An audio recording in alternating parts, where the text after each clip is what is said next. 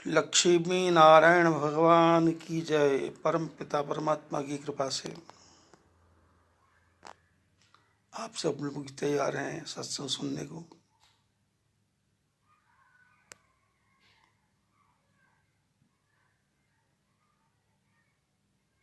संतों ने भजन गाया है कि भजले प्यारे शाम सवेरे, एक माला हरि नाम की, जिस माला में राम नाम नहीं, वो माला किस काम की।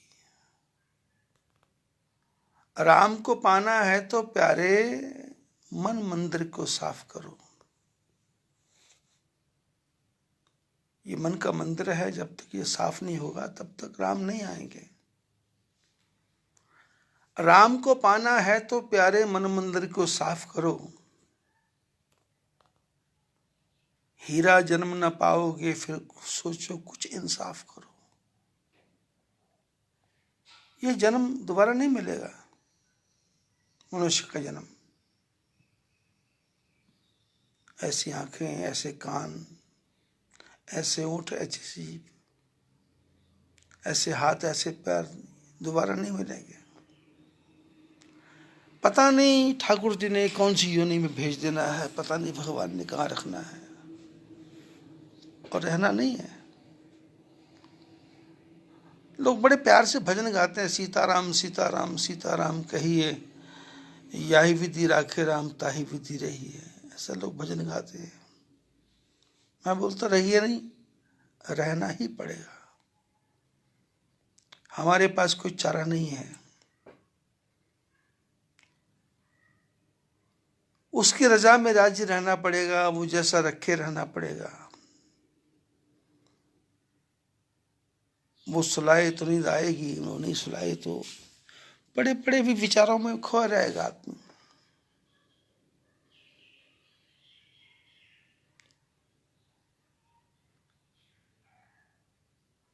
राम को पाना है तो पहले मन मंदिर को साफ करो। हीरा जन्म न पाओगे फिर सोचो कुछ, मिट्टी में मिल जाएगी एक दिन ये काया चाम की। मिट्टी में मिल जाएगी एक दिन ये काया चाम की, जिसके मन में राम नहीं वो काया है किस काम की।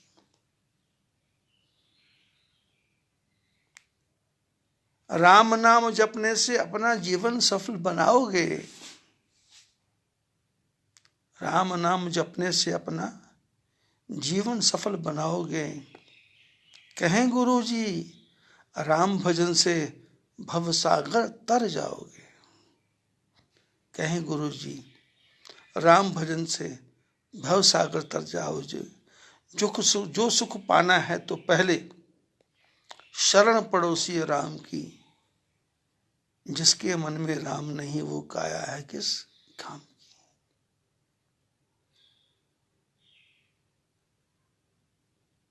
हनुमान जी को विभीषण ने मोतियों की माला दी।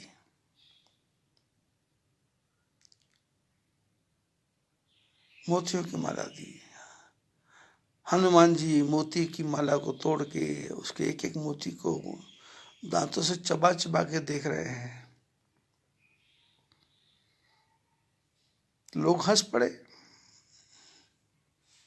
क्योंकि मंद बुद्धि के लोग तो बात करने लगे कि ये बंदर, इसको गहनों से क्या लेना देना। तो किसी भले मानुस अच्छे आदमी ने पूछ लिया कि हनुमान जी ये मोती तोड़ तोड़ के क्या देख रहे हो। तो हनुमान जी ने कहा मैं मोती देख रहा हूँ, इसके अंदर मेरे सीताराम जी हैं क्या। अपने ठाकुर जी को इसके अंदर देख रहा हूं, पर किसी मोती में सीताराम जी नहीं है।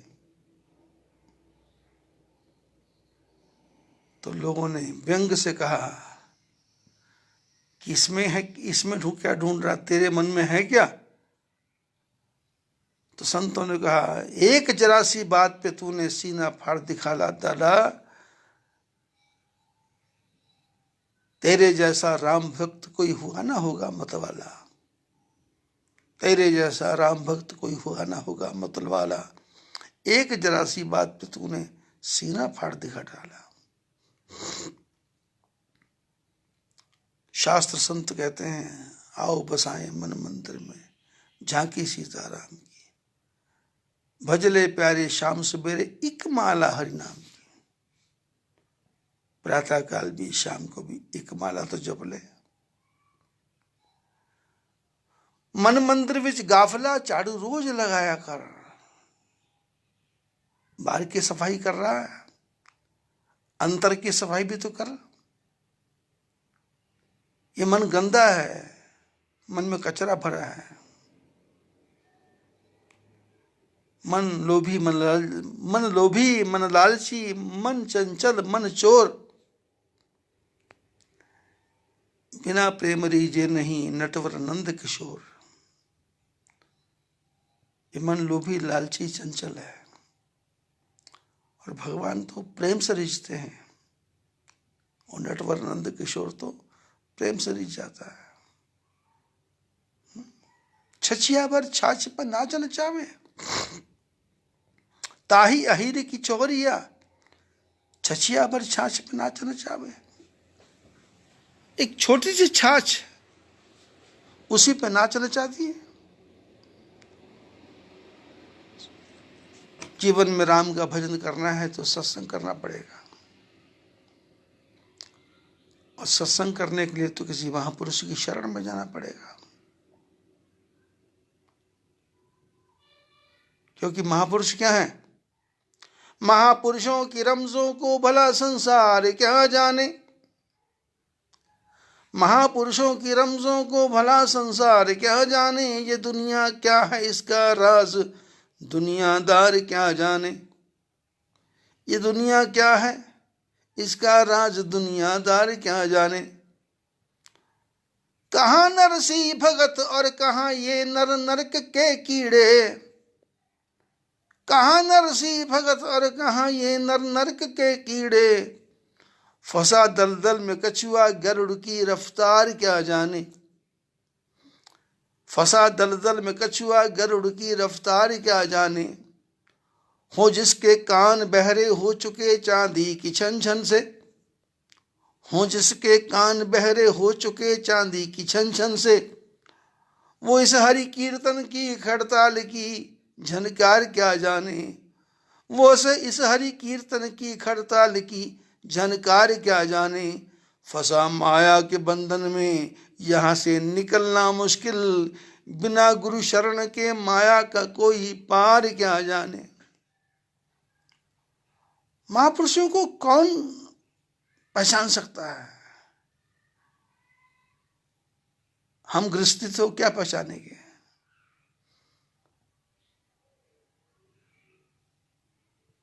साधु संत महापुरुष 24 घंटे ठाकुर जी के चरणों में डूबे रहते हैं। भगवान के सिवाय उनको कुछ दिखता नहीं। उठते बैठते सोते नाम। Round the clock.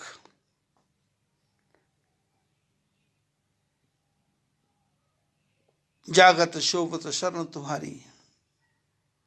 तुम्हें ही छांड दस गति दूसर नाही। राम बसो तिनके मन माही। और संसार में क्या है? लोग ऐसे दलदल में फंसे हैं। परिपूर्ण पाप के कारण ते पाप भर गए। पाप भर गए।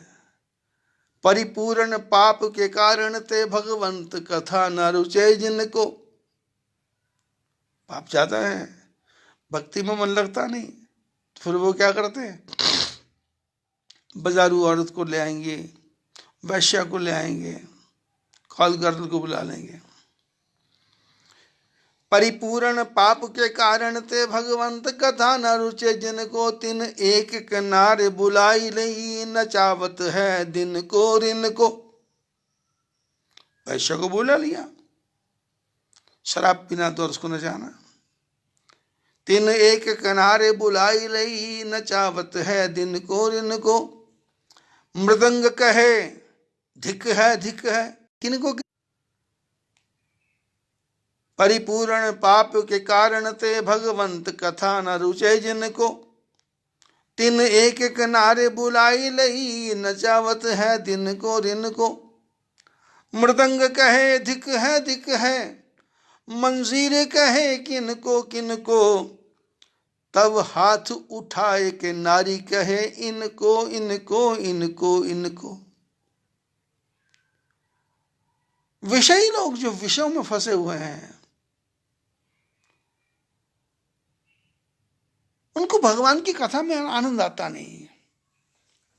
पर मैं चैलेंज करता हूं कि बड़े से बड़े विषय को 3-4 दिन तक मेरा सत्संग सुनाओ, उसकी बुद्धि पलट ना जाए, तब मेरे को बोलना। मेरे शब्दों के बाण उसके कान के अंदर जाएंगे और उसके अंदर का जो कचरा है उसको पिघला देंगे, उसके मन की मैल को साफ कर देंगे, ऊपर के पानी की ऊपर की काई को, गंदगी को बिल्कुल वाश कर देंगे, एकदम पवित्र मन हो जाएगा। और भूले भटके से भी उसके मन में आएगा कि मेरे को सत्संग करना है, मेरे को भजन करना है।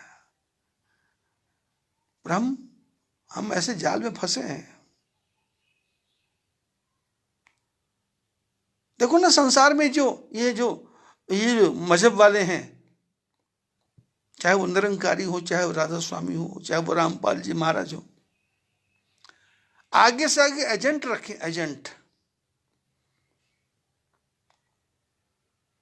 जैसे ईसाई धर्म वाले करते हैं, जैसे मुसलमान धर्म वाले करते हैं, वैसे इन लोगों ने भी आपस में लड़ के, वो रामपाल आर्य समाजियों से लड़ रहा है, आर्य समाजी रामपाल से लड़ रहे हैं, निरंकारी राधा स्वामी से लड़ रहे हैं, राधा स्वामी निरंकार से लड़ रहे हैं, मुसलमानों में शिया सुन्नी से लड़ रहे हैं, सुन्नी शिया से लड़ रहा है। और सनातन धर्म में कोई लड़ाई है ही नहीं। भजन करो, जैसे मर्जी करो, जो मर्जी करो, जैसे मर्जी करो। हमारे ऋषि मुनियों ने देखा कि लोग मांस खाते हैं, शराब पीते हैं, तो उन्होंने कहा कि इनको भी भगवान की तरफ उसे लगाया जा सकता है। बोले क्या करना है? तो आपने शराबियों को देखा होगा, जब वो शराब गिलास में डाल के पीते हैं तो उसका एक हाथ से अंगुली से थोड़ा सा लगा के जमीन पे फेंकते हैं। सारे शराबी मतलब ठाकुर जी को याद करते हैं, धरती माता को याद करते हैं। मांस खाने वाला था, उन्होंने कहा कि ऐसा करो, काली माता तुम्हारे साथ है, तुम पहले काली माता को अर्पण कर दो, उसके बाद खा लो, कोई बात नहीं। मैंने मन को मोड़ना है, मन को पलटना है। मन जब पलट जाएगा तो नम हो जाएगा, और जब नम हो जाएगा तो फिर तो ये इधर से मर्जी निकाल दो, फिर तो सुई में से निकाल दो इसको। हम आदमी को समझाते हैं तो अपना ओवर ज्ञान देते हैं। ओवर ज्ञान नहीं देना, पहले सामने वाले को देखो, सुनो, परखो और पूरा पहचान करके फिर उसका ट्रीटमेंट करो। डॉक्टर क्या करता है? मरीज को आते दवाई नहीं देता, पहले वो मरीज को देखता है, उसकी धड़कन को देखता है, उसकी नब्ज को देखता है, उसका बीपी चेक करता है, उसके पेट में से स्टेथोस्कोप लगा करके पेट में से क्या क्या गुड़गुड़ हो रहा है, गुड़गुड़ हो रहा है, क्या देखता है। हाथों की नसों को देखता है, पैरों की नसों को देखता है, हाथों की अंगुलियों की जो उसको दबा के देखता है, नाखूनों को, फिर आंख को ऊपर करवा के देखता है, फिर बोलता है जीभ निकालो, लक्षण देखता है। जब उसको लक्षण पता लग जाते हैं तो फिर वो दवाई करता है। अब ऐसे चलते फिरते किसी को तुम ज्ञान दोगे तो वो तो उसको तो ज्ञान की जरूरत नहीं, उसको तो टाइम पास करना है। चलते फिरता ज्ञान नहीं, बैठ करके ज्ञान, ध्यान से सुन के ज्ञान। मैं सत्संग करते करते क्या बोलता हूं कि एक बार सत्संग सुनने से कल्याण नहीं होगा, कम से कम इसको 4 बार 5 बार 6 बार सुनोगे तो मेरी बातें पल्ले पड़ेगी, मेरी बात दिमाग में उतरेगी। तुम बोलो एक बार देख लिया, ये महाभारत रामायण का सीरियल नहीं है कि एक बार देख लिया, पर वो भी रामायण महाभारत के सीरियल भी जब तक बार बार आप उसको टच नहीं करेंगे तब तक आपकी खोपड़ी में दिमाग में नहीं उतरेगा। शंकर भगवान पार्वती को कहते उमा होई तब संशय भंगा, जब कछु काल करी सत्संगा। 1 महीना 2 महीना 3 महीना सत्संग करेंगे, सत्संग के पास बैठेंगे, सत्संग सुनेंगे, सत्संग श्रवण करेंगे, निधिध्यासन करेंगे। सुनना, समझना और समझ करके चलना। सत्संग का महत्व छोटा छोटा मोटा नहीं है। सत्संग मन में आ गया तो सत्संग के संग पूर्ण कमाई, जीवन का लाभ मिल जाएगा, जीवन का समाधान हो जाएगा, जीवन चमकने लग जाएगा, चमकने लग जाएगा।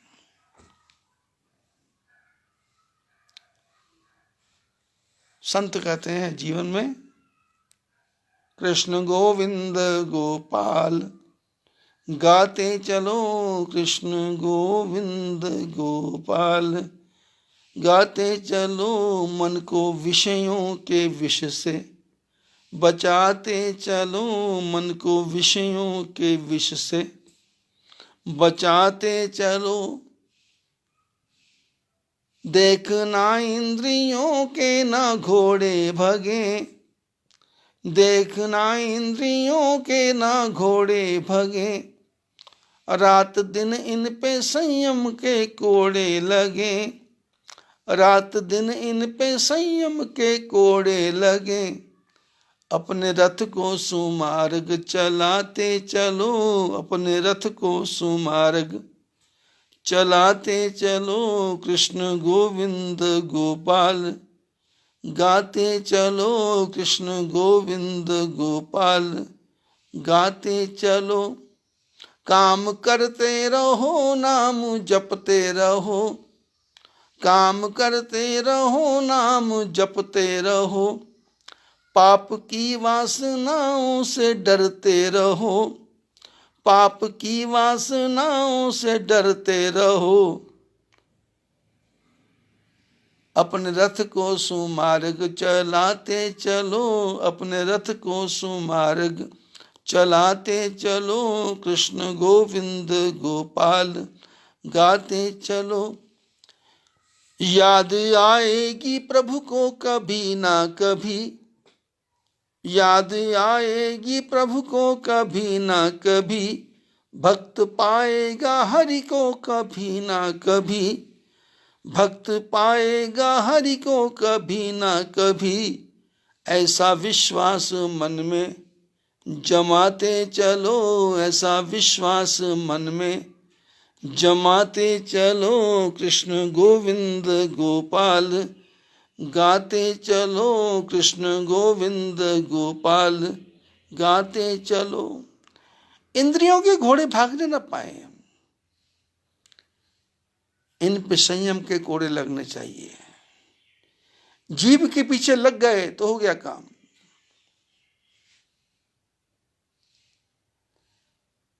खाली घर में बैठ के खाने के पीछे जोर दिया तो शरीर बिगड़ जाएगा। इसको एक्टिव रखना है, इसको चलाना भी है, घुमाना भी है, एक्सरसाइज भी करना है, घूमना भी है, फिरना भी है। ठाकुर जी का स्मरण करना है। और स्मरण कैसा? आपकी सांस के साथ ठाकुर जी जुड़ जाएं। श्वासे श्वासे हरे नाम, श्वासे श्वासे हरे नाम। भक्तों की तरह संतों की कथा सुनिए, भक्तों की कथाएं आपने सुनी, ज्ञान देव की कथा सुनो, नामदेव की कथा सुनो, बाबा नानक, सूरदास, कबीर, दादू मीरा, जनाबाई, अहल्या, हजारों हजारों भक्तों की कथा है। और उन्होंने कभी जीवन में भगवान से शिकायत नहीं की कि ठाकुर जी हमारा कुछ बिगड़ गया। संतों ने तो कहा जो बिगड़े सो तेरा, नाथ मेरा क्या बिगड़े, क्योंकि मेरा था क्या, ये सांस तो मेरी नहीं है, कब छूट जाएगी पता नहीं। और यदि आप सोचते हैं कि जीवन में बहुत दुख आ गया तो मैं मर जाऊं, अरे मरने के बाद में पता नहीं तुमको चुड़ैल बन के पेड़ के ऊपर लटकना पड़ेगा। और शास्त्रों में लिखा है ये मनुष्य का जन्म उत्तम जन्म है, मानुष जन्म अति दुर्लभ है, मिलत न बारंबार, ये बार बार नहीं मिलेगा। मरने के बाद में पेड़ पे उल्टा चमगादड़ की तरह लटकना पड़ेगा, पैर ऊपर सिर नीचे, तुम्हारी शक्ल भी देख के लोग डरेंगे, चुड़ैल बनना पड़ेगा, भूत बनना पड़ेगा। शास्त्रों में लिखा है भूत का जीवन 300 साल का होता है, प्रेत का जीवन 500 साल का होता है, और ब्रह्म राक्षस का जीवन 1000 साल का होता है।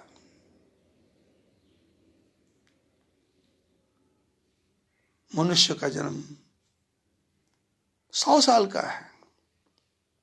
संतों ने कहा इस 100 साल में थोड़ा सा भजन कर, थोड़ा सा, ज्यादा नहीं कहा, उन्होंने कहा बस थोड़ा सा कर ले, 5 मिनट 10 मिनट कर ले, नाम राम नाम ले ले, राम नाम ले ले।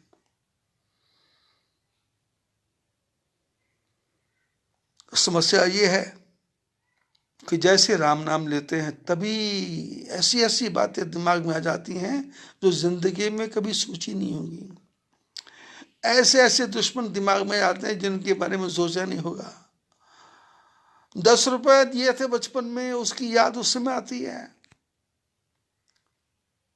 चूल्हे पे दूध रखा था, गैस बंद किया नहीं किया, इसी उधेड़पुन में कहानी खत्म हो जाती है।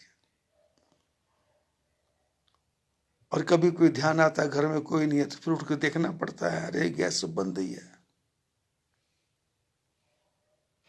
मन कहां से कहां भटक जाता है, हाथ से ऐसा भागता है जैसे बच्चा भाग जाए, हाथ ही नहीं आता। बाहर की याद नहीं आएगी तो फिर नींद आने लग जाएगी, आंख बंद करेगा। मैंने तो देखा कई लोगों को, थोड़ा सा छूट दो और खर्राटे चालू, 2 मिनट बस खर्राटे चालू। और संसार का काम करवाना हो तो सारा दिन लगाए रखो, गप्पे मारनी हो, हंसी करनी हो, ठिठोली करनी हो, मजाक करना हो, चुटकुला सुनना हो, चुटकुला सुनाना हो, तैयार बैठे। और यदि किसी की लड़की की बुराई सुनने को मिल जाए तब तो ऐसे खुश हो जाते हैं जैसे लॉटरी निकल गई हो। सारे शहर का पता है किसकी लड़की भाग रही है, किसकी भागने वाली है, किसकी चली गई, किसकी जाके आ गई, सबका ज्ञान है। पर अपने घर की लड़की का क्या हाल है उसका पता ही नहीं है। बस दूसरे का सुन सुन के मजा आता है, दूसरे का सुन सुन के आनंद आता है। निंदा में चुगली में मन लगता है। दूसरा दुखी है ऐसा सुन के हृदय में एक विचित्र से आनंद आता है। पता लग जाए किसी का एक्सीडेंट हो गया तो बहुत खुश होता है, मेरे को दुख दिया था आज ठाकुर जी ने मजा लिया, मेरे को चैन से नहीं जीने दिया, भगवान तुम्हारा भी भला करने वाले नहीं है। ऐसा ही आदमी भी श्राप दे रहा है, औरत भी श्राप दे रही है। और महापुरुषों ने कहा कि जो संत होते हैं वो किसी को श्राप देते नहीं, और जो गुंडे होते हैं उनका श्राप किसी को लगता नहीं। जो सती स्त्री होती है वो किसी को बुरा शब्द बोलती ही नहीं है, और जो रांड जिसको बोलते हैं, मैंने बिगड़ी हुई औरत जो है वो 36 गालियां निकाल ले, किसी का क्या बिगड़ने वाला है। और घर परिवारों में तो आपने देखा होगा सास बहू लड़ रही है,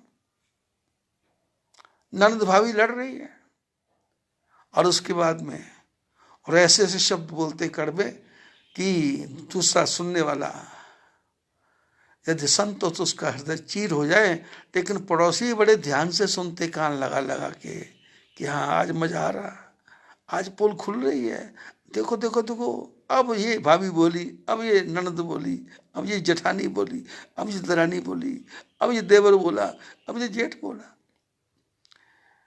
दूसरे की पोल पट्टी, दूसरे का दुख सुन के आनंद आता है। अपनी पोल दिखती नहीं है, तुम्हारे ढोल में पोल ही पोल है, तुम्हारे में कचरा कचरा भरा है। अरे तू दूसरे की क्या सुनता है? पर उसको शास्त्र बोलते हैं ना, कान का रस, कान पर निंदा कान का रस है। ये कान में जाता है तो मन को बहुत अच्छा लगता है कि मेरे को आज किसकी बात सुनने लगी, और फिर उस बात को 10 को 20 को 50 को 100 को सुनाएगा, उसकी ढेर सारी कथा बना देगा, फिर अपनी बातें जोड़ देगा, फिर एक से बढ़ के एक जोड़ देगा। ये कान को तो सुनना प्यारा लगता है, पर इसको ठाकुर जी के शब्द सुनाएंगे तो कितना आनंद आएगा। दूसरे का जीवन दुखी है, समझाने से काम नहीं बनेगा, क्योंकि यहां समझाने वाले को कोई कमी नहीं। आप बीमार हो जाओ तो आपके घर में जो भी आएगा वो डॉक्टर बन के आएगा।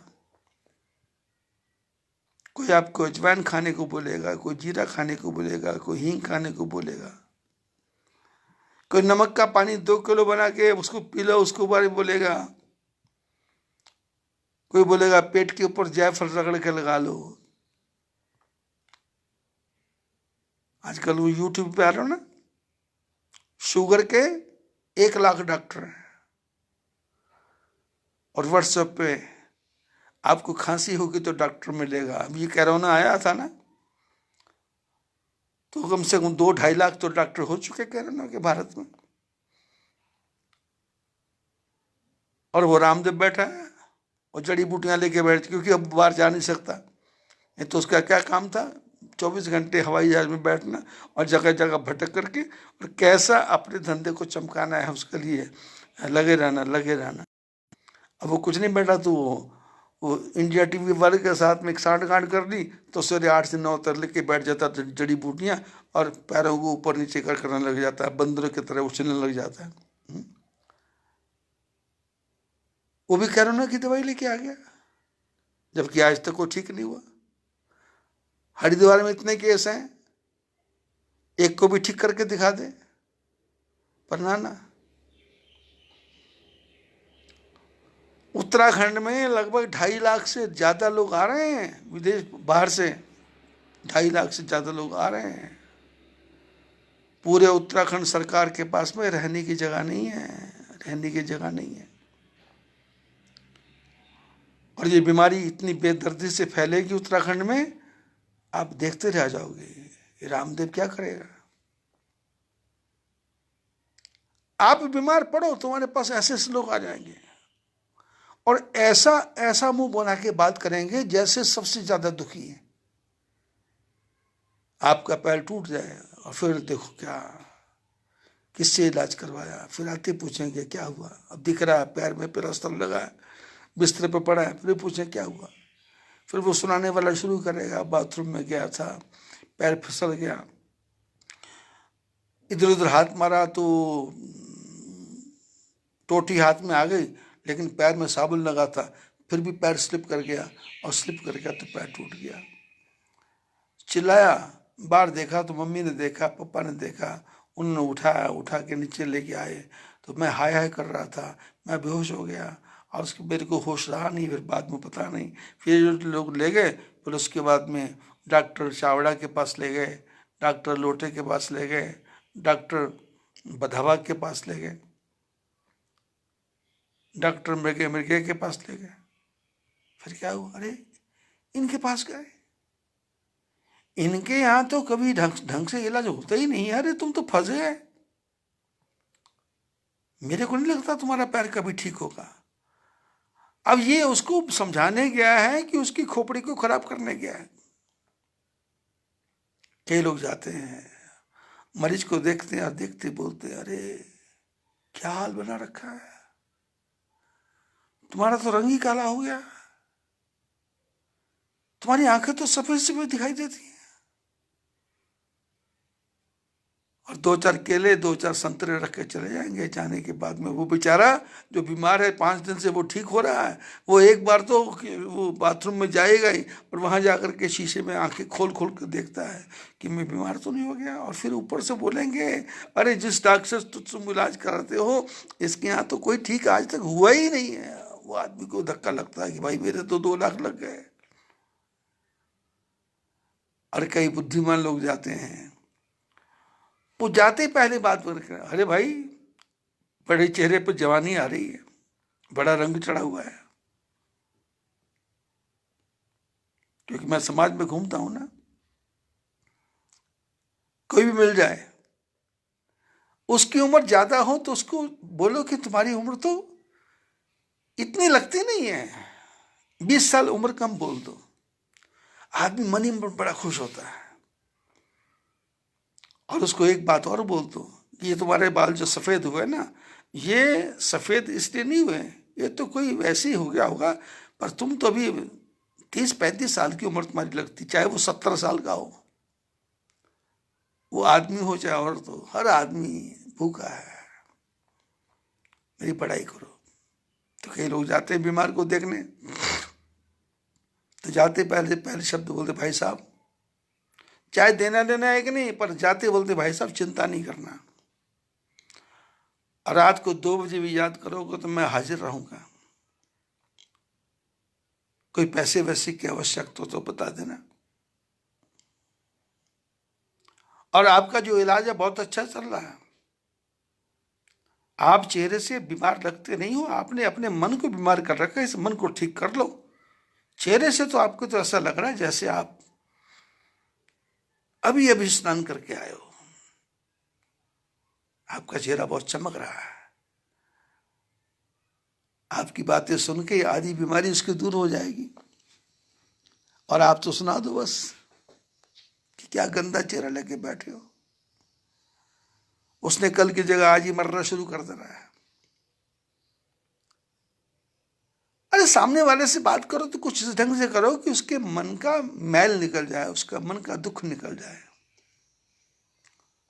दुखेषु सुखेषु न कोपि दाता, इस दुख को सुख को देने वाला कोई नहीं है।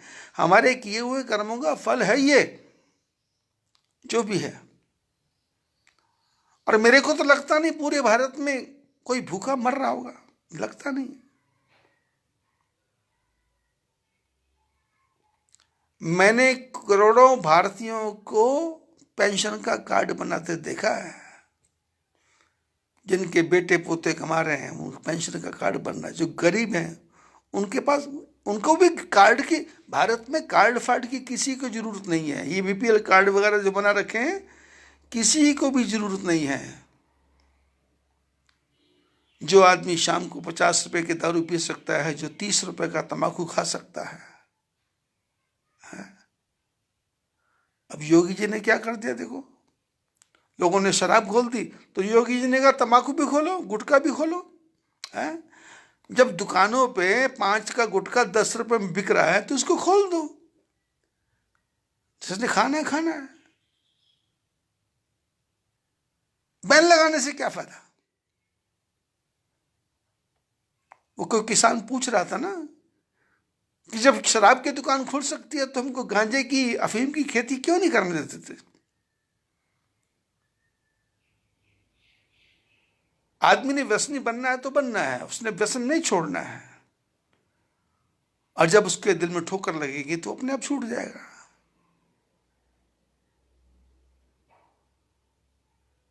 समझा, किसको समझा रहे हो।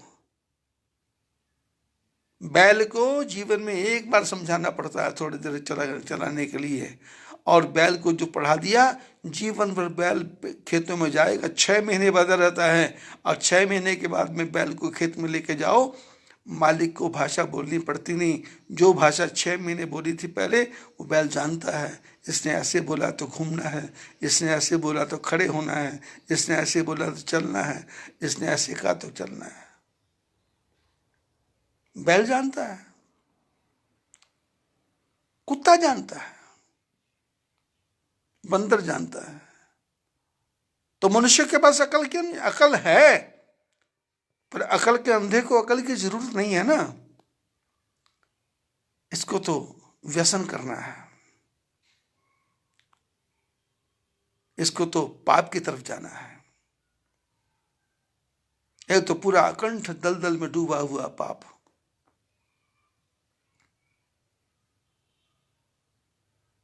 पाप के अंदर अकंठ डूबा हुआ है।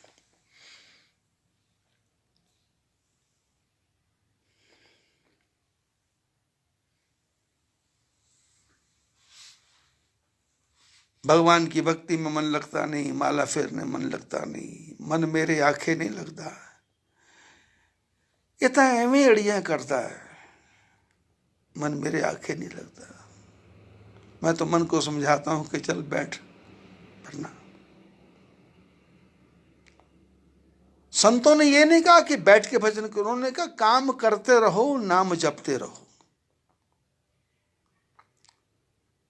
काम कोई भजन बना लो, काम कोई सत्संग बना लो, काम कोई नारायण बना लो, काम कोई परमात्मा बना लो। मैं किसके लिए कर रहा हूं? भगवान के लिए। मैं किसके लिए कर रहा हूं? नारायण के लिए। मैं किसके लिए कर रहा हूं? ठाकुर जी के लिए।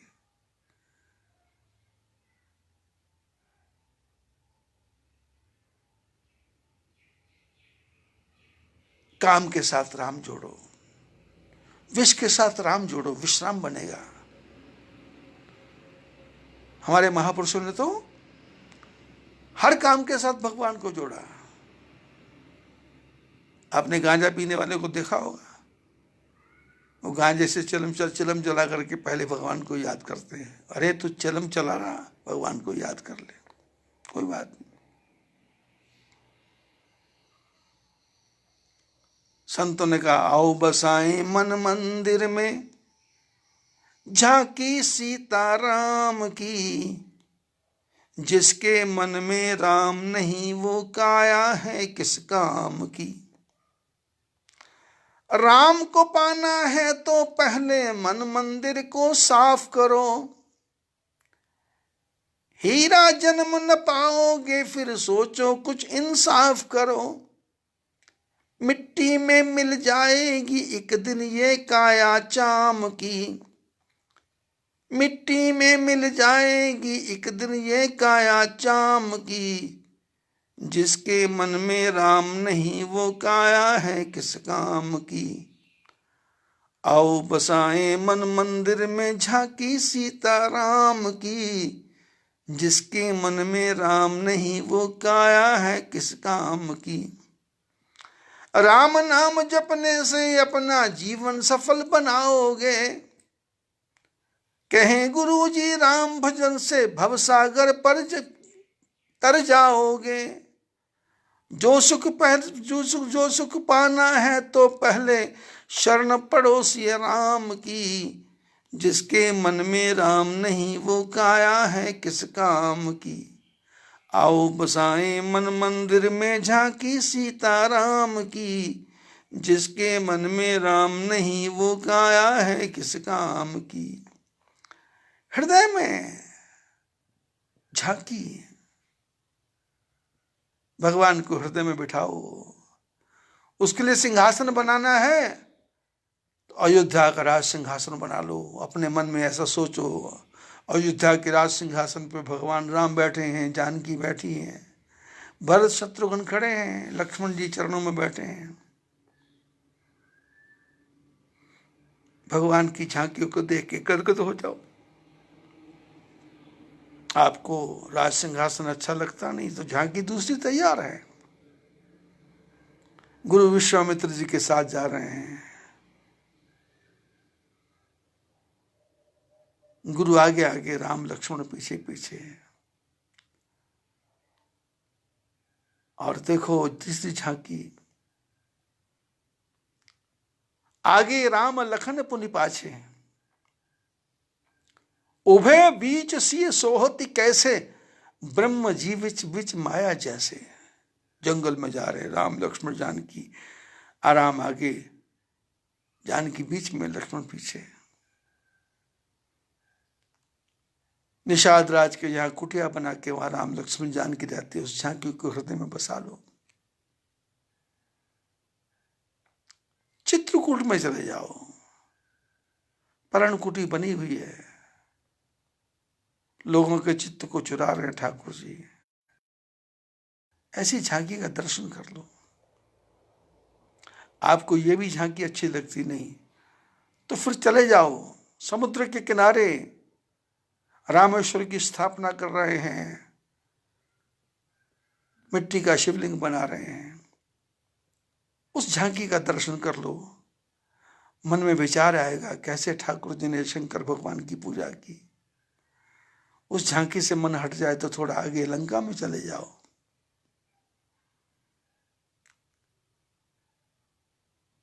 लक्ष्मण जी झाड़ू लगा के पत्थर की शिला को साफ कर रहे हैं, समुद्र पार हो गए। लक्ष्मण जी झाड़ू लगा के पत्थर की शिला को साफ कर रहे हैं। हनुमान जी ने फूलों को बिछा दिया, ऊपर मृगशाला बिछा दी, मृगशाला के बीच में विभीषण बैठ गया। विभीषण एक कंधे टांग पे राम जी से रख के बैठे हैं और सुग्रीव कान के पास कुछ कुछ बोलता है। और बड़ बाघी अंगत हनुमाना, चरण कमल चापत विधिनाना। अंगद हनुमान भगवान के चरणों को दबा रहे हैं। धन्य नर यही ध्यान थे, रहत सदा लयलीन। गोस्वामी जी कहते हैं ऐसे परमात्मा का ध्यान कर लो। नहीं करना है तो फिर अयोध्या वापस चले जाओ। राम लक्ष्मण जानकी कैकेयी भरत शत्रुघ्न सीता सब लोग पिकनिक मनाने जंगल चले गए। और वहां घर से खाने पीने का सामान ले गए, रसोई का सामान ले गए, दरिया बिछ गई, आसन बिछ गया, चक्कू निकल आए, खाना कटने लगा, बनने लगा, पकने लगा। और सब लोग बैठे हुए थे तो हनुमान जी ने क्या किया, भागे। लोगों ने कहा क्या छूट गया। तो हनुमान जी अयोध्या गए, एक बड़ा सा पंखा ले आए और बड़ा सा पंखा ला करके सबको पंखे से झोलने लगे, पंखा चुराने लगे, मक्खियां उड़ाने लगे। हनुमान जी से किसी ने पूछा ये क्या कर रहे हो? हनुमान जी ने कहा मैंने राम जी की सेवा की, सीता जी की सेवा की, लेकिन आज मेरा कितना अच्छा भाग्य है कि मैं अपने हाथ से पूरे परिवार की सेवा कर रहा हूं। उसके बदले में किसी चीज की कामना नहीं है, उसी के बदले में किसी चीज की इच्छा नहीं है। उसकी बस इच्छा यह है कि मैं प्रभु की सेवा कैसे करूं। भगवान की झांकियां अद्भुत हैं। गुरुकुल में पढ़ने गए राम लक्ष्मण, उसकी झांकी मन में बसा लो। अरे कुछ ना कुछ बसाते रहोगे तो मन चंचल तो नहीं होगा। मन में ये तो नहीं आएगा विचार कि पोती बीमार हो गई, पड़पोती बीमार हो गई, बेटा बीमार हो गया, पोता बीमार हो गया। 24 घंटे टन टन टन टन लगा हुआ है, इसको ना हो जाए, इसको ना हो जाए, इसको ना हो जाए, इसको ना हो जाए, इसको ना हो जाए, इसको ना हो जाए, लगा है।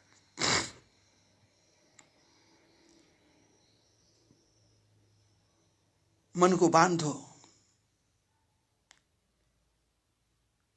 परमात्मा के चरणों में बांधो और इतने प्यार से बांधो कि धोबिया धोए चाहे सारी उमरिया, शाम पिया मेरी रंग दे चुनरिया। ऐसा रंगो कि रंग ना ही छूटे रामा, ऐसा रंग दो, ये रंग छूटना नहीं चाहिए।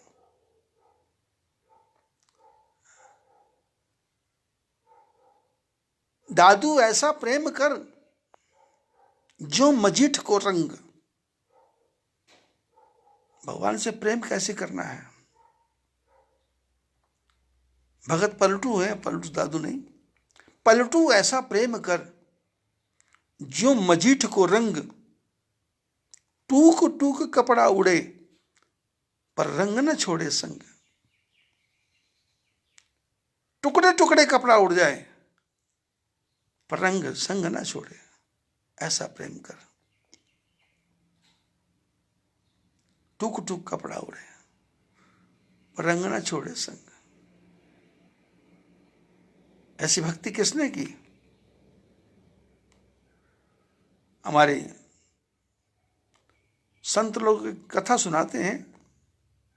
एक भक्त हुए हैं बनारस में,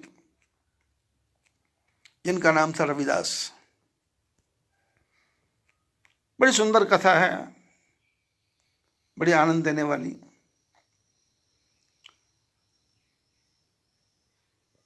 लिखा है, परम भक्त रविदास साहब जी काशी जी में रहते थे। परम भक्त रविदास साहब जी काशी जी में रहते थे। भक्ति में थे भक्त वो पूर्ण आदर सभी देते थे। भक्ति में थे भक्त वो पूर्ण आदर सभी देते थे। राम नाम में रहे मगन वो मां गंगा का प्यारा। राम नाम में रहे मगन वो मां गंगा का प्यारा। अपने आप को कहता था मैं हूं रविदास चमारा। अपने आप को कहता था मैं हूं रविदास चमारा। रविदास भक्त काशी में रहते थे और भगवान की भक्ति करना। और कोई उनसे पूछ लेता कि भाई आप हो कौन, तो वो कहते भाई मैं चमार हूं। सच्चाई बोलने में क्या फर्क है? लेकिन जब वो अपने आप को चमार बोलते तो रविदास जी के कई शिष्य थे, उनको मानने वाले थे, ब्राह्मण लोग भी उनको चाहते थे।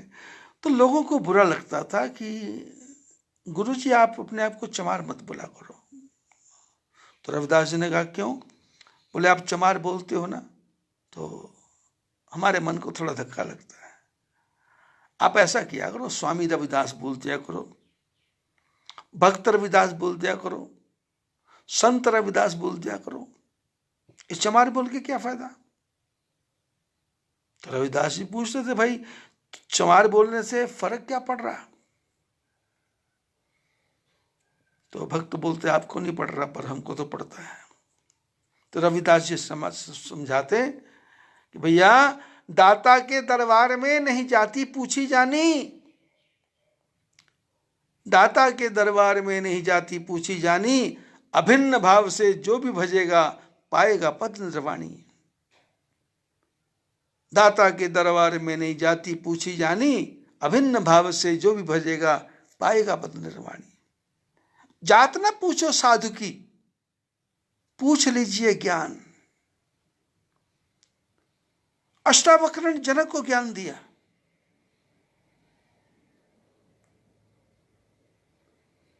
संत रैकव ने ज्ञान तो जब आएगा वो तो कभी भी आ जाएगा। क्या जिसका एक हाथ कटा ऐसा पोस्टमैन तुमको 2000 का मनी ऑर्डर दे तो मना करोगे? तुरंत ले लोगे। पोस्टमैन की एक आंख टूटी फटी हुई है, एक आंख का काना है, वो 5000 का मनी ऑर्डर लेके आया तो क्या मना करोगे? पोस्टमैन के दोनों पैर विकलांग हैं, विकलांग कोटे में उसको नौकरी मिली है। वो ट्राई साइकिल में लेकर के अपनी उस विकलांग साइकिल में लेकर के आपका पार्सल लेके आया है, तो आप ये कहोगे कि नहीं चाहिए नहीं चाहिए? अरे पार्सल, अरे तुमको उसके शरीर से क्या लेना है? तुमको तो जो हीरा है उस हीरे को ले लो, पार्सल को ले लो, पैसे को ले लो, धनराशि को ले लो, उसको जाने दो ना। जात न पूछो साधु की, पूछ लीजिए ज्ञान। मोल करो तलवार का, पड़ी रहने दो म्यान। तलवार का मोल करो, म्यान को पड़ी रहने दो। अरे म्यान की क्या कीमत है? कपड़े में लपेट के रख लेंगे। अब तलवार है पर काटती नहीं, चीरती नहीं, तो फायदा क्या? म्यान तो कभी भी बन जाएगी, पर कीमत तलवार की, कीमत ज्ञान की है। तो रविदास ने कहा दाता के दरबार में नहीं जाति पूछी जानी। अभिन्न भाव से जो भी भजेगा पाएगा पद निर्वाणी। अभिन्न भाव से भगवान का भजन करो तो ही निर्माण पद मिलेगा। ये बातें बनाने से काम नहीं चलेगा। ये ब्राह्मण वैश्य शूद्र ये कुछ नहीं है। ये तो सामने वाले ने बता दिया मैं चाह मारूं तो आपको पता लग गया, ब्राह्मणों तो पता लग गया। शास्त्रों ने तो कहा जब पैदा होते ही आदमी शूद्र होता है। हमारे शास्त्रों में लिखा है जो पैदा होते आदमी शूद्र होता है, कर्मणा द्विज उच्यते, कर्म अच्छे करेगा तो द्विज है, और व्यापार करेगा तो वैश्य है, और दूसरों की रक्षा करेगा तो क्षत्रिय है। अभी मैं अमरावती गया तो वहां साहू परिवार रहते हैं। साहू परिवार जो राजस्थान से उजड़ करके झांसी जाके रहे, झांसी से निकल के फिर अमरावती महाराष्ट्र में रहे। पूरा उनका परिवार बहुत लंबा चौड़ा। तो मैंने देखा साहू लोगों की हलवाई की दुकानें भी हैं, साहू लोगों के किराने की दुकान भी है, साहू लोगों की पान की दुकान भी है, साहू लोगों की जूते की दुकान भी है, साहू लोगों की शराब की दुकान भी है। जो काम मिल गया कर लिया। मटके का काम भी साहू करते हैं, दड़े का काम भी साहू करते हैं, सट्टे का काम भी साहू करते हैं, लॉटरी का काम भी साहू करते हैं, शराब का काम भी साहू करते हैं। अब कौन सी जाति का है? हलवाई के काम पे साहू बैठा है, दुकान पे बैठा है, तो आप तो उसको हलवाई कहोगे ना। कारपेंटर की दुकान पे बैठा तो आप उसको तरखानी तो कहोगे। अब ठप्पा लग गया, मोहर लग गई, तो फिर जातियां दूसरे प्रकार की बातें हैं। और वो संत के बारे में, जात न पूछो साधु की पूछ लीजिए ज्ञान। रविदास ने कहा कि दाता के दरबार में नहीं जाति पूछी जानी, अभिन्न भाव से जो भी भजेगा पाएगा पद निर्वाणी। परमात्मा का भजन करो, अपना काम करो। और करते क्या? जूते बनाकर बेचते और गांठते रविदास थे। देखो क्या काम करते थे रविदास, संत, दुनिया मानती। और काम, जूते बनाकर बेचते और गांठते रविदास थे, शुद्ध कमाई करते थे और मां गंगा के दास थे। शुद्ध कमाई करते थे और मां गंगा के दास थे। जूते बनाना, बेचना, गांठना और कमाई करना, और गंगा के किनारे रहते थे, गंगा जी में रोज जाके स्नान करना। घर में दुकान खोली हुई थी। सेठ एक उनकी दुकान पर जूता जो लेने आ गया। सेठ एक उनकी दुकान पर जूता जो लेने आ गया। जूता जब वो ले चुका तो भक्त ने उससे कहा, एक दिन एक सेठ दुकान पे आया, जूता लिया, और जूता लेने के बाद में लोग फॉर्मेलिटी में बातें करने लग जाते हैं। और सुनाओ क्या हाल चाल है, बाल बच्चे ठीक है, परिवार ठीक है, और सुनाओ और सुनाओ और सुनाओ और सुनाओ। मतलब आदमी की क्षति को सुनाते जाओ कुछ ना कुछ। तो रविदास जी ने, जब उसने भक्त ने सेठ ने जूता ले लिया, तो रविदास ने पूछा कि जूता लेके जा रहे हो, क्या कोई त्योहार है, शादी है, या कोई मेला है? पुराने जमाने में, आज से 100, 200, 500 साल पहले जूते कहाँ थे? शादी ब्याह में जूता पहन के जाते थे, या कोई मेला ठेला हो तो जूता पहन के जाते थे, नंगे पैर ही घूमते थे, कांटा भी नहीं पैर में लगता था। तो रविदास जी ने सीधे सीधे पूछ लिया, क्या कोई त्योहार है? क्या कोई त्योहार है, या शादी किसी पे जा रहे हैं, या कोई मेला है जो जूता नया ले जा रहे हैं? सुन के बोले सेठ जी, रविदास जी सुन के बोले, सेठ जी हम हरिद्वार को जाएंगे, गंगा दशमी का अवसर है, हम दर्शन जाकर पाएंगे। अब आदमी जब तीर्थ यात्रा जाता है तो बहुत खुश होता है, परिवार के साथ जाता है, क्योंकि परिवार के साथ तीर्थ यात्रा करना कोई आसान नहीं है, बड़ी योजना बनानी पड़ती है, बड़ा सोचना पड़ता है। रविदास जी ने कहा, सेठ जी कहाँ जा रहे हैं? बोले तीर्थ यात्रा पे। सुन के बोले सेठ जी हम हरिद्वार को जाएंगे, गंगा दशमी का अवसर है, हम दर्शन जाकर पाएंगे। गंगा का नाम सुना, हरिद्वार का नाम सुना और कहा कि गंगा दशहरा आने वाला है, हम वहां जाके दर्शन करेंगे। रविदास जी की आंखों में आंसू आ गए और रविदास जी ने कहा आप धन्य हैं, सौभाग्यशाली हैं, गंगा जाएंगे, पर हम गरीब कहाँ जा सकते हैं गंगा, इतना पैसा हमारे पास नहीं है। रविदास जी एक प्रार्थना करूंगा, गंगा माँ को मेरी प्रार्थना सुना देना। चले हो सेठ जी मेरा भी एक पैगाम ले जाओ, चले हो सेठ जी मेरा भी एक पैगाम ले जाओ, संदेशा ये मेरा भागीरथी के नाम ले जाओ। चले हो सेठ जी मेरा भी एक पैगाम ले जाओ, संदेशा ये मेरा भागीरथी के नाम ले जाओ। अदम की राह पर एक रोज प्राणी जब निकलता है, किन्हीं के चार कंधों पर ये चढ़ करके ही चलता है। रविदास ने कहा सेठ जी जा रहे हो? चले हो सेठ जी मेरा भी एक पैगाम ले जाओ, संदेशा ये मेरा भागीरथी के नाम ले जाओ। अदम की राह पर एक रोज प्राणी जब निकलता है, किन्हीं के चार कंधों पर ये चढ़ करके ही चलता है। मरने के बाद चार आदमी लेके जाते हैं। जब चार लेके जाते हैं तो घर का कोई भी आदमी साथ फूकने के लिए नहीं जाता, कोई साथ मरने के लिए नहीं जाता। ठुकराया हुआ माता पिता और पुत्र नारी से, सेठ जी आदमी मरने के बाद ठुकराया हुआ माता पिता और पुत्र नारी से सहारा ढूंढता है, घूमता है बेकरारी से। और घर से हड्डियों की मूठ लोग लेकर के हरिद्वार जाते हैं, तो तेरे दरबार में मैया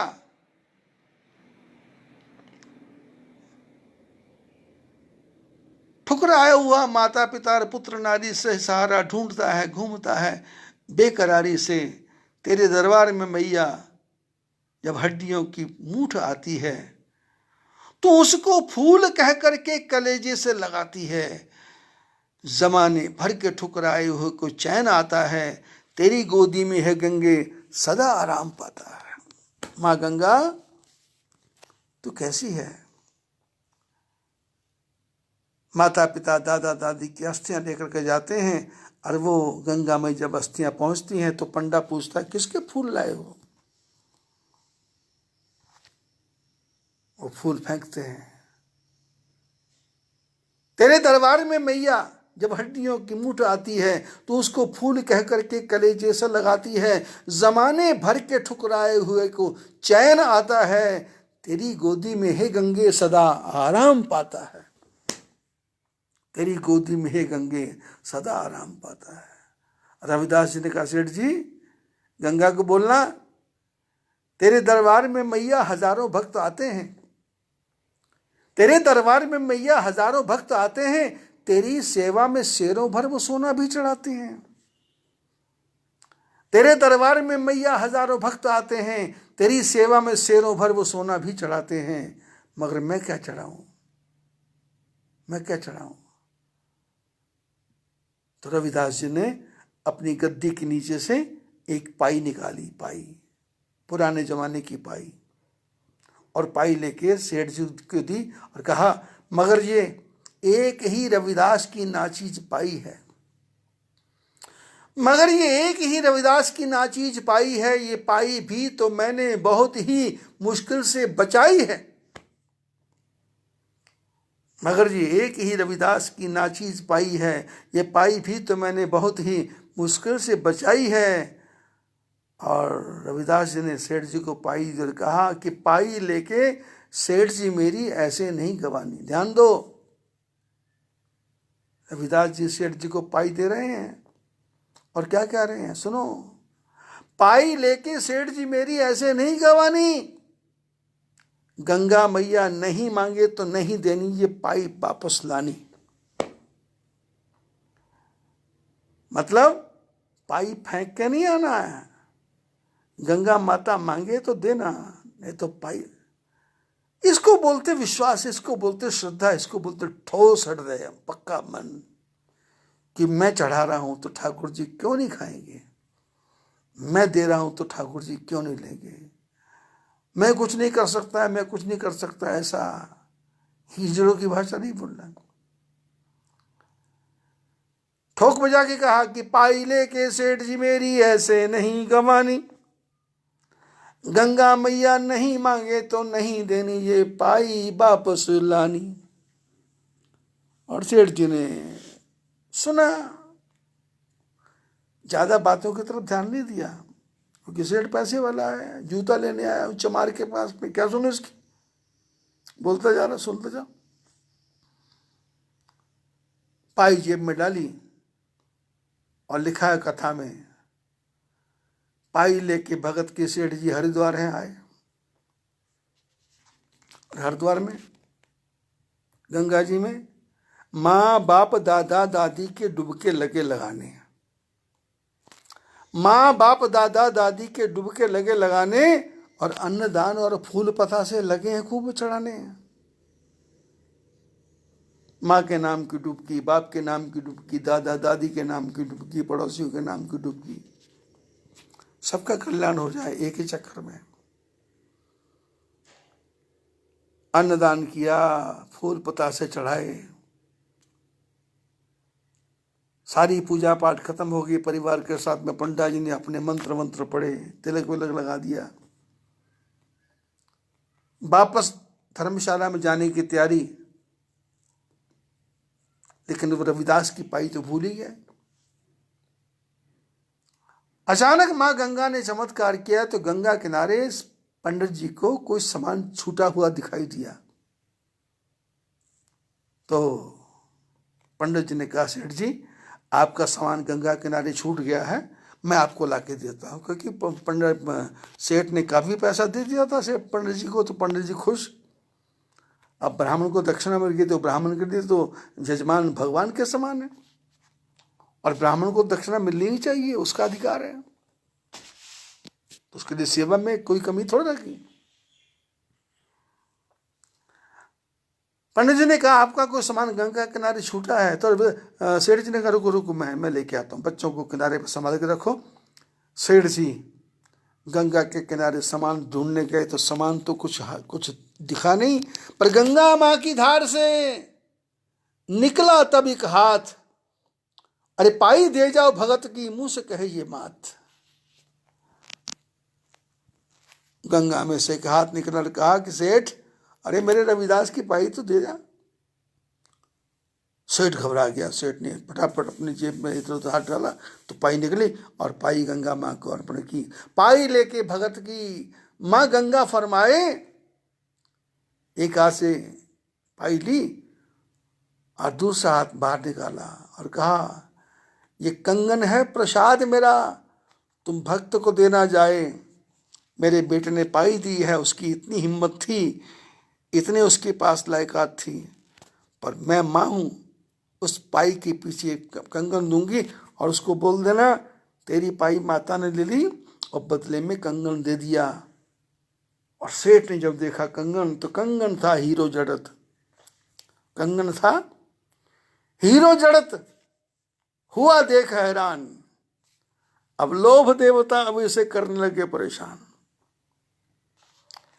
हीरो जड़ा हुआ कंगन था और सेठ हैरान हो गया कि ऐसा कंगन, दिमाग में लोभ घुस गया। इसने चारों तरफ देखा कि कोई देख नहीं रहा है, कोई सुन नहीं रहा है, तो इसने कंगन छुपा दिया। गंगा माँ का दर्शन करके, हरिद्वार का दर्शन करके बच्चों के साथ में काशी आए। और हमारे सनातन धर्म में नियम है कि तीर्थ यात्रा करके आओ तो वहाँ का प्रसाद अपने इष्ट मित्रों को, परिवार को, सबको बांटो। और सुनने वाला भी सुनता ध्यान से कि भाई हरिद्वार जाके आए, अरे हरिद्वार जाके आए, अच्छा हरिद्वार जाके आए, बहुत अच्छा किया आप हरिद्वार जाके, बड़ा अच्छा किया हरिद्वार जाके। और सेठ जी भी हरिद्वार आए और वहां किसने क्या किया, कंगन तो छुपा दिया, सारे शहर को प्रसाद बांटा, पर रविदास के घर प्रसाद भी नहीं भेजा। क्योंकि प्रसाद देने जाएंगे तो बात छिड़ेगी, बात छिड़ेगी तो पोल पट्टी खोलेगी, गलती से मुंह से निकल गया तो फंस जाएंगे। 6 महीने के बाद एक दिवस रविदास भक्त रास्ते में सेठ को मिल जाए, कहो सेठ जी कैसे हो, और हरिद्वार से एक दिवस रविदास भक्त रास्ते में सेठ को मिल जाए, कहो सेठ जी कैसे हो, और हरिद्वार से कब आए, मेरी पाई का क्या था बना। क्या मां गंगा को दिया है, मेरी पाई का क्या था बना, क्या मां गंगा को दे आए, प्रसाद में माता गंगा से तुम मेरे लिए हो क्या लाए। डायरेक्ट पूछा, डायरेक्ट, जैसे आमने सामने गंगा दे रही हो, मैं ले रही हूं, मांग रहा, मैं कर रहा, सब एकदम ऐसा दृश्य पैदा हो रहा है। कहो सेठ जी कैसे हो, और हरिद्वार से कब आए, मेरी पाई का क्या था बना, क्या मां गंगा को दे आए, मेरे लिए प्रसाद में माता गंगा से तुम क्या लाए। और वहां शहर में, छोटा शहर काशी था, को बड़ा नहीं था, रविदास जी को भी लोग जानते थे, सेठ जी को भी लोग जानते थे। अब बात हो रही थी सुनने के लिए, सब खड़े हो गए। अब सेठ ने देखा कि अब तो पोल पट्टी खुलेगी, और ये तो डायरेक्ट बोल रहा है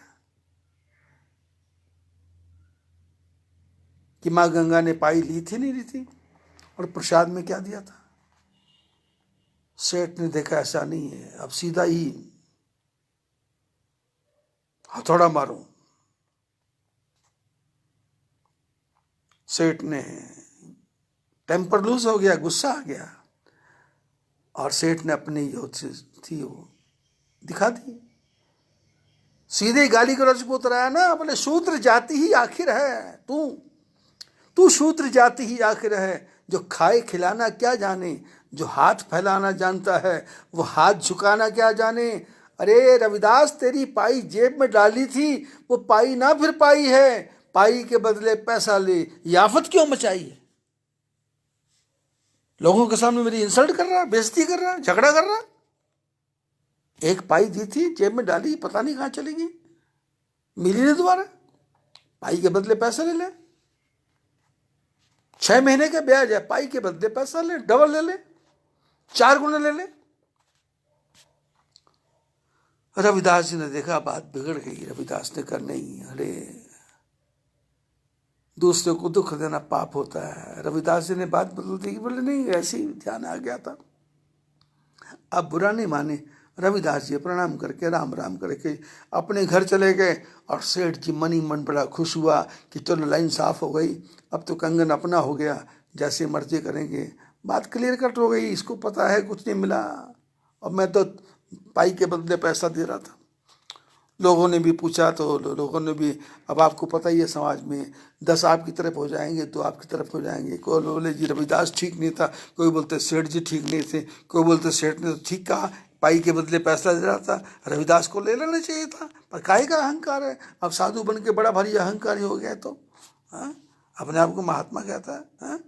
अब बताओ बेचारा सेठ सीधा साधा भोला भाला, पाई थी भाई थी, उसने मांगी थोड़ा थी, तो उन्हें जबरदस्ती थी।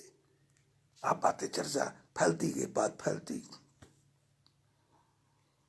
बात आई गई हो गई। रात को नींद अच्छी आई सेठ जी को, और सेठ जी ने देखा कि अब तो रास्ता साफ। तो सेठ ने क्या किया, वो कंगन निकाला और बाजार में, जोहरी बाजार में ले गया, और लोगों को कहा भाई मैंने ये कंगन बनवाया है, इसको बेचना है। तो बाजार वालों ने कहा भाई यहाँ कहाँ बिकेगा भाई, इसमें हीरे इतने लगे हुए हैं कि हमारे पूरे बाजार का पैसा भी इकट्ठा करेंगे तो हम नहीं दे सकते, हम नहीं दे सकते। तो किसी अच्छे से आदमी ने कहा कि भाई तू इस राजा के दरबार में दे देना, अपना सबसे बड़ा काशी तरह शहर काशी में, वो ले लेंगे और तुमको मन चाहे पैसा मिल जाएगा, तुम्हारी वैल्यू ठीक पड़ जाएगी। अब यहाँ हमारे पास दे के क्या फायदा। ये राजा के पास ले गया और कंगन दिया, और राजा ने कंगन देखा, मंत्री को दिखाया। राजा ने कहा भाई ये कंगन। तो सेठ ने कहा नया बिजनेस खोला है साहब, नया बिजनेस खोला है, अपना ही है कारीगर, अपना ही है कारीगर, जिससे है बनवाया, कई लाख का हीरा पन्ना इसमें है लगवाया।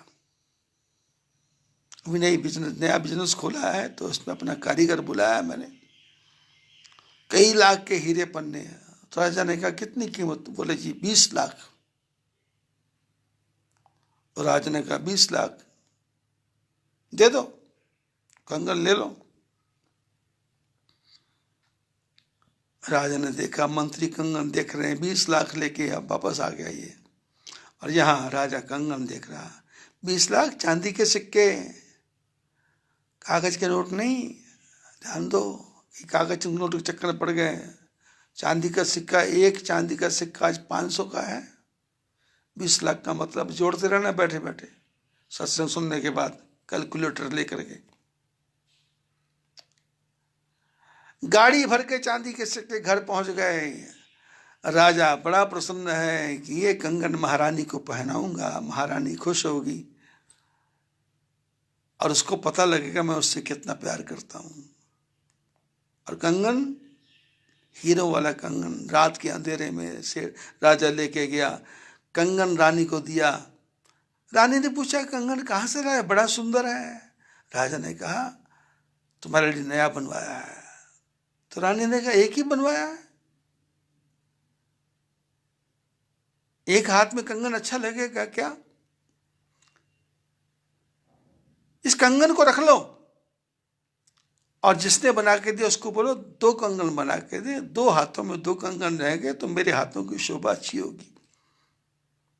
और राजा ने सवेरे ही सेठ को बुलवा लिया और कहा भाई साहब कंगन बड़ा पसंद आया, ऐसा ही एक और कंगन हो तैयार, कीमत जितनी चाहिए ले लो जो दरकार। ऐसा हूबहू कंगन, मैचिंग कंगन बनना चाहिए, कीमत जितनी भी हो, जितनी इच्छा हो, जितनी दरकार हो वो ले लेना, 20 लाख से ज्यादा ले लेना। लेकिन ध्यान रखना मेरी धर्मपत्नी का मामला है, 1 महीने में नहीं आए तो सख्त सजा पाओगे यदि 1 महीने में नहीं आए। सेठ कंगन लेके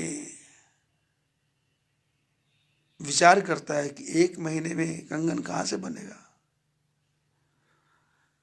कहां जाऊं कहां जाऊं कहां जाऊं कहां जाऊं, सारा दिन भटकता रहा। आधी रात को 12 बजे रविदास जी के घर पहुंचा।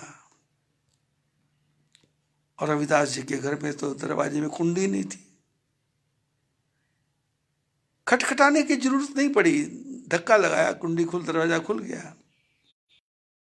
रविदास जी रात को 12 बजे भगवान के नाम की मस्ती में बैठे हैं। बूटी पीला हरि नाम वाली, कोल कोल के, भगवान के नाम की, भगवान के नाम की बूटी में मस्त है रविदास जी। दरवाजा खुला तो दरवाजे में से ची की आवाज आई, तो रविदास जी की आंख खोली तो देखा सामने सेठ जी खड़े हैं।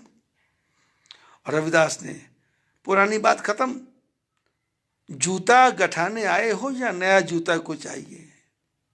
रात को 12 बजे, जूता फट गया तो गांठ देता हूं, नया जूता हो तो दिखा देता हूं।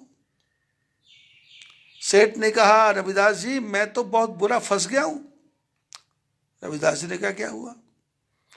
सारी कथा हरिद्वार की सुनाई। गंगा ने पाई रही थी, बदले में कंगन दिया था और कंगन को मैंने छुपा दिया था, मैंने राजा को बेच दिया। सारी कथा सुनाई और सारी कथा सुनाने के बाद बोले करनी भरनी पाई मैंने पाई ही से पाई, करनी भरनी पाई मैंने पाई ही से पाई। रविदास जी आज कृपा करो 1 और 2 पाई। सेठ ने आंखों में आंसू भर के बोला 1 पाई और दे दो। रविदास जी ने कहा पाई लेके क्या करोगे? बोले पाई लेके हरिद्वार जाऊंगा, गंगा माँ को दूंगा, फिर ऐसा कंगन और लेके आऊंगा और 2 कंगन राजा को भेंट करूंगा और जितना पैसा मिलेगा वो सब मैं आपके चरणों में चढ़ा दूंगा। मेरा दिमाग साफ हो गया, मेरी बुद्धि साफ हो गई, मेरे को पता लग गया कि धोखेबाज का कभी भला नहीं होता, पता लग गया। रविदास ने कहा देखो भाई, मेरे पास और पाई नहीं है। उस समय भी मैंने बोला था कि एक ही पाई है, मगर ये एक ही रविदास की ये नाचीज पाई है, ये पाई भी तो मैंने बहुत ही मुश्किल से बचाई है, बड़ी मुश्किल से बचाई, अब और पाई नहीं है।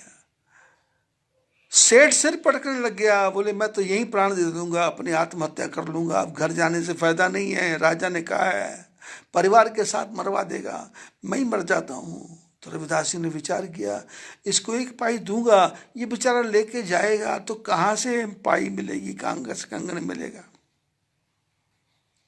रविदास जी ने कहा देखो भाई, ये मेरी गद्दी 500 साल पुरानी है, मेरे बाप दादा परदादा यहीं पर चमड़ा छिलते थे, ये हमारा यही पड़ा है,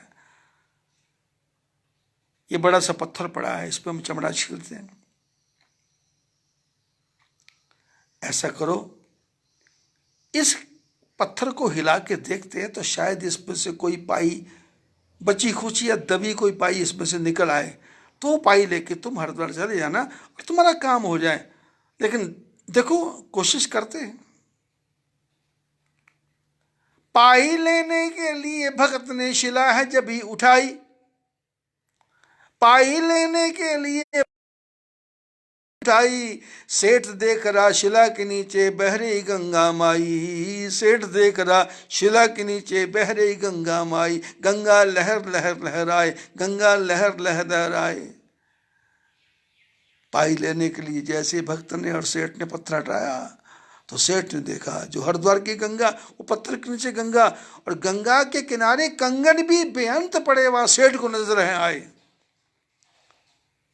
गंगा का किनारा, गंगा के किनारे कंगन ही कंगन। सेठ ने कहा रविदास जी ने कहा चुप रहो, बोलो मत। किनारे में से कंगन निकाला और बोला सेठ अपने कंगन से मैचिंग करो, कंगन मिलता है क्या? बोले बिल्कुल मिल रहा है। तो बोले ठीक है, पत्थर उठा के रखो। दोनों हाथों से भर भर के कंगन बाहर निकाले, बोले पत्थर रख दो, और कहा कि झोली फैलाओ। झोली फैलाई सेठ ने। रविदास जी ने तो कंगनों से सेठ की झोली भर दी। कहा कि देखो, राजा को भी पहनाना, रानी को पहनाना, अपने आप भी पहना, अपनी पत्नी धर्म पत्नी को पहनाना। सेठ ने कहा रविदास जी ये क्या है? रविदास जी ने कहा भैया, मन चंगा तो कठौती में गंगा, यदि मन साफ है तो घर में गंगा है, घर में गंगा। कबीरा मन निर्मल भया, जैसे गंगा नीर, पीछे पीछे हरि फिरे, कहत कबीर कबीर। यदि आपका मन सच्चा है तो आपकी एक पाई भी कीमती है। यदि आपका मन सच्चा है, आप अच्छे मार्ग पर लग गए, भगवान आपका कल्याण करेगा। बाकी बातें फिर। बोलिए बद्री विशाल भगवान की जय।